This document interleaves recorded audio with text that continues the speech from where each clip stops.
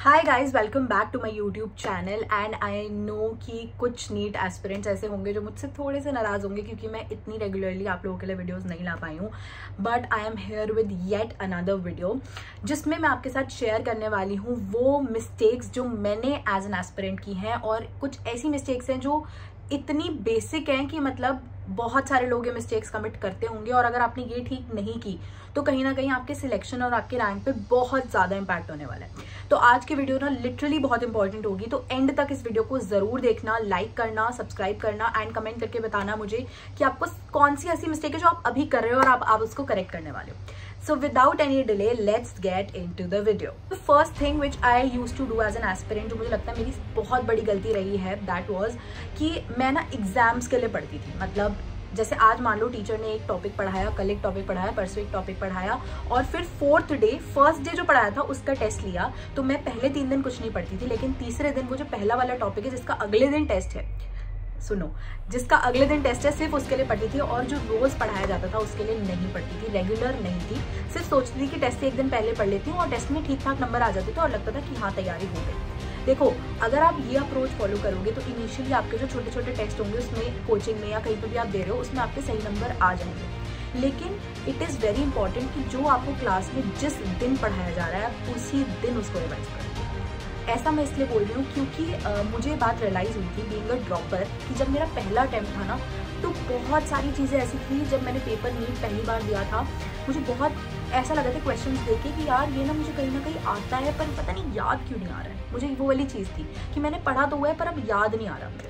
And जो मेरा second time मैंने नीट अटेम्प्ट किया था जिसमें मेरा सिलेक्शन हुआ और जिसकी वजह से मैं आज यहाँ हूँ अपने हॉस्टल रूम में और आपके लिए वीडियो बना रही हूँ, उस अटेम्प्ट में मेरे को एक जो चीज़ समझ आई थी वो ये थी कि जब मैं क्वेश्चन पढ़ रही थी ना तो उस टाइम पे मेरे दिमाग में ना सर की फोटो आ रही थी। वो दिन याद आ रहा था जब सर ने वो पर्टिकुलर टॉपिक बताया था और पर्टिकुलर चीज़ बताई थी कि ये नीट में आता है और ये पूछा जाता है। तो वो पॉसिबल तब हो पाया जब मैंने जो पढ़ाया गया था जिस दिन उसी दिन वो रिवाइज किया। क्योंकि इट इज़ सेड कि अगर आप 24 आवर्स के अंदर अंदर कोई चीज़ आपको जो पढ़ाई जा रही है उसको रिवाइज कर रहे हो तो वो कहीं ना कहीं आपकी लॉन्ग टर्म मेमोरी में बैठ जाता है। और ऑनेस्टली स्पीकिंग जो क्वेश्चंस आए थे नीट में मुझे लिटरली सर की शक्ल, सर ने कैसे बताया था, सर ने कैसे पढ़ाया था वो उस टाइम पे याद आ रहा था कि सर ने ये पॉइंट ऐसे बोला था और यहाँ पे इस बच्चे ने ये डाउट पूछा था और ऐसे मजाक हुआ था या कुछ एक जोक क्रैक किया था किसी ने। तो लिटरली आपको ऐसी चीज़ें याद रहेंगी अगर आप रेगुलर पढ़ते हो। प्लस आपके कभी बैकलॉग्स नहीं आ सकते, प्लस आपको कभी टेस्ट की एग्जाइटी नहीं होगी क्योंकि आपका सिलेबस पहले से सारा कंप्लीट होगा। आपको टेस्ट से बस एक दिन पहले जो भी टॉपिक्स आ रहे हैं उसको एक बार रिवाइज करना होगा, आपका ऑलमोस्ट सब कुछ कंप्लीट रहेगा। और एक और फायदा इस चीज़ का कि जैसे कोचिंग में टेस्ट कभी कभी रेगुलर हो जाते हैं तो भी आप इफेक्ट नहीं होगा और आपकी प्रॉपर सिलेबस चलेगा। तो फर्स्ट मिस्टेक जो आपको नहीं करनी है। सेकेंड मिस्टेक जो बहुत सारे बच्चे करते हैं, फॉलोइंग मल्टीपल सोर्सेज, ये मैं बहुत बार बता चुकी हूँ। लेकिन आपको ना एक कोई बुक फिक्स कर लेनी है और आपको उस बुक को ऐसे समझ लेना है कि अगर कोई नींद में मुझे उठा के बोल देना कि ये क्वेश्चन बता दे इस बुक का, तो आपको आना चाहिए। अगर आपने कोई भी एक बुक जिसके अंदर अच्छा मटेरियल है, जिसके अंदर अच्छे क्वेश्चंस हैं, सारे टाइप ऑफ क्वेश्चंस कवर हो रहे हैं, आपने उतना कर लिया तो trust me on that, I can bet आपका सिलेक्शन उसी से ही हो जाएगा। आपको कुछ भी और करने की जरूरत नहीं। बट अगर आपको लगता है कि टॉपर्स तो ये कहते हैं कि ये बुक भी करो, वो बुक भी करो, वो बुक भी करो, तो उन्होंने वो बुक करी होंगी, डेफिनेटली करी होंगी। लेकिन जब उन्होंने वो एक बुक 20 बार कर ली उसके बाद उन्होंने दूसरी बुक उठाई है। और हम लोग क्या करते हैं, सारी बुक्स में से थोड़ा थोड़ा कर लेते हैं और हमारा कोई भी टॉपिक कभी भी 100% कंप्लीट नहीं हो पाता। So this is the second most important tip कि आपको एक बुक पकड़नी है, उसको 20 बार अच्छे से करना है। उसके बाद अगर आपको लगता है आपके पास टाइम है तो आपको दूसरी बुक्स पे जंप करना है। तीसरी इंपॉर्टेंट चीज़, आपको टेस्ट कभी भी मिस नहीं करने हैं। आपको आता हो या नहीं आता हो, कभी भी ऐसा आपको नहीं लगेगा कि आपकी तैयारी परफेक्ट है। अब me being a medical student, ऐसा हो ही नहीं सकता कि किसी टाइम मैं ये कह दूँ कि मेरा ये वाले एग्जाम की तैयारी अच्छे से है, या ऐसा बोला जाता है कि नीट पीजी में जब होंगे तब भी हम यही बोलेंगे कि अभी भी मेरी तैयारी नहीं है। तो कभी भी किसी की भी परफेक्ट तैयारी नहीं होती है। जब जो एग्जाम है आपको वो देना है। आपका मेन ऑब्जेक्टिव एग्जाम में मार्क्स लाना तो चलो ठीक है, लेकिन उसके साथ आपको अपनी गलती आइडेंटिफाई करनी है, आपको देखना आपके वीक एरियाज का, आपको कहाँ काम करना है, आपको क्या इंप्रूवमेंट की जरूरत है। That is the most important thing जिसके लिए आप टेस्ट दे रहे हो। तो आपको ये बात समझनी पड़ेगी कि आप टेस्ट क्यों दे रहे हो। इट इज़ नॉट कि आपको आपके दोस्त को दिखाना है कि मेरे इतने मार्क्स आया।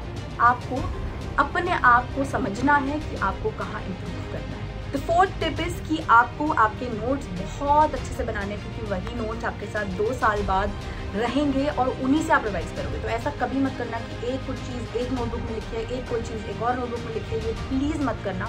एंड नोट्स कैसे बनाना है उसके ऊपर मैं एक बहुत अमेजिंग वीडियो और भी लाने वाली हूँ, और ऑलरेडी भी मेरे चैनल पे है तो आप देख सकते हो। मैं ला भी हूँ एक नई वीडियो, तो मुझे कमेंट सेक्शन में ज़रूर बताना अगर आपको कुछ और उसमें भी चाहिए, कुछ और चीज़, कोई स्पेसिफिक क्वेश्चन है जो आप पूछना चाहते हो, तो इसके ऊपर एक वीडियो आ रही है।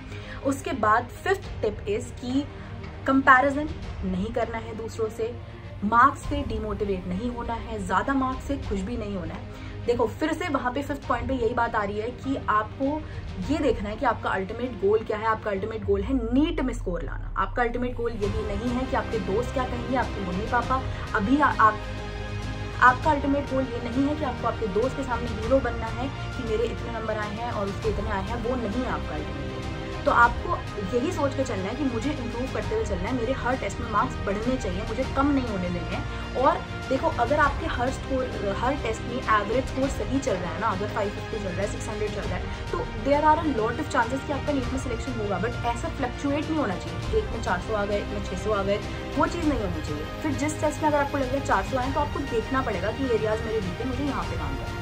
तो आपको पूरे टाइम पे ऐसा नहीं होना चाहिए कि एक हफ्ता जब आपने पढ़ा फिर 2 हफ्ते नहीं पढ़ा, ये नहीं करना। आपको रेगुलरली मेहनत करनी है, रेगुलरली मोटिवेटेड रहना है, तभी आपको वो फाइनल आउटपुट मिलेगा।